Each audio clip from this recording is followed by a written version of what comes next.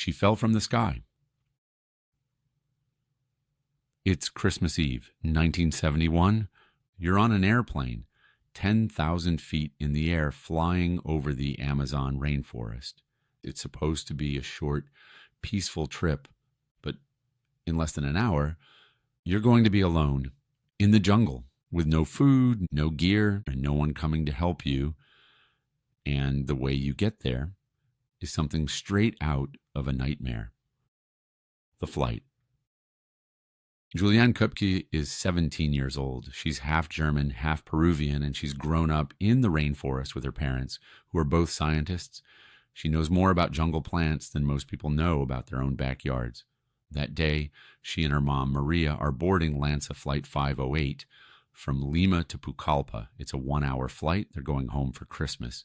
Juliane's dad didn't join them. He said the airline had a bad safety record. He was right. The plane takes off. It's a normal flight at first. Juliane's in seat 19F right by the window. She can see endless clouds below and the thick green of the rainforest peeking through gaps. About 30 minutes in, they hit turbulence. Not the kind that makes your drink ripple, the kind that feels like the whole plane just dropped out of the sky. People scream. Luggage crashes out of overhead bins. The cabin lights flicker, and then Juliane sees something terrifying out the window, a massive black storm cloud swallowing them whole. The storm? The plane plunges into the storm. Lightning is flashing everywhere. It's so loud she can barely hear herself think. Juliane looks down the aisle.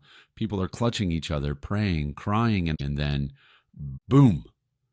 A blinding flash of white light explodes right next to the plane. The engines stop. The sound of the wind rushing past the cabin is all that's left. And before she can even process what's happening, the plane breaks apart. The fall. Juliane feels her seat rip free from the cabin. She's suddenly in open air, still strapped in, spinning violently. She's falling 10,000 feet. The air is freezing. The pressure is crushing her chest. She can't scream. The wind steals her voice. Below her is an endless green canopy. It looks soft, almost inviting. It isn't. That canopy is made of trees 100 feet tall with branches like spears. Juliane hits them at over 100 miles an hour. Branches tear at her arms and legs.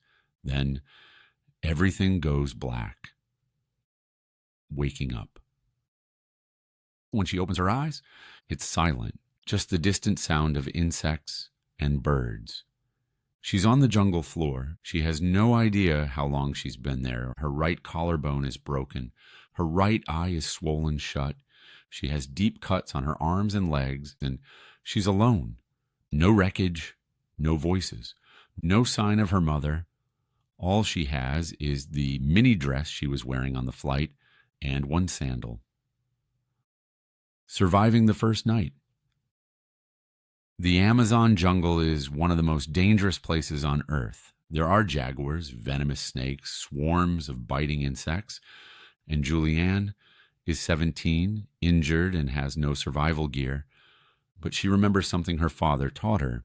If you find water, follow it downstream. It will eventually lead to people. That night, she curls up under some leaves. It rains. The cold soaks through her dress. She can't sleep. She keeps thinking about her mom, wondering if she's out there somewhere, alive. The jungle walk. The next morning, Juliane finds a small creek.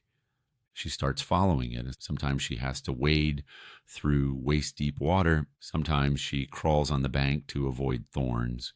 The insects are relentless. Mosquitoes cover her skin, and she can feel them biting, but she doesn't have the strength to swat them away. Her wounds start to rot in the heat. Flies lay eggs in one cut on her arm. She can feel them wriggling under her skin, and she's hungry. The only thing she eats is candy, not even hers. Candy she found floating in the water from the wreckage. She walks for days. The bodies. On the fourth day, she sees something ahead. It's the back of 3 seats from the plane. Still strapped in are 3 bodies. They're head first in the dirt, so mangled she can't even tell if one is her mother. She can't look for long. She just keeps walking. The hallucinations, by day 7, Juliane is weak. She's drinking river water just to stay alive. She starts hearing voices in the trees. Her vision blurs. At one point, she swears she sees a roof in the distance. When she blinks, it's gone. She keeps following the river. It's the only thing keeping her moving. The boat.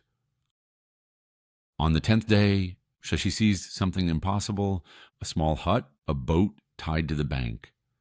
For the first time in days, she feels hope. She collapses beside the boat. If she can just wait here, and someone will come back.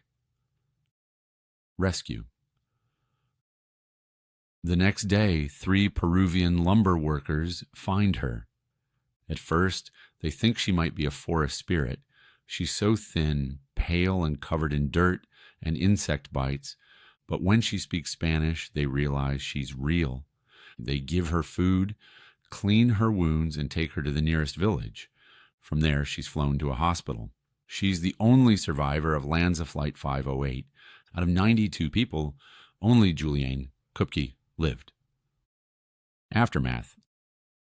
Later, investigators think the reason she survived the fall was a combination of her seat spinning like a maple seed, slowing her descent, and the thick tree canopy breaking her fall. But Juliane doesn't see it as luck. She says it was knowing the jungle and listening to what her father taught her. That kept her alive. Even today, she can still hear the sound of that storm and the silence that came after. As always, visit us at readtherealstory.com for all the latest true crime stories and behind-the-scenes insights you won't find anywhere else.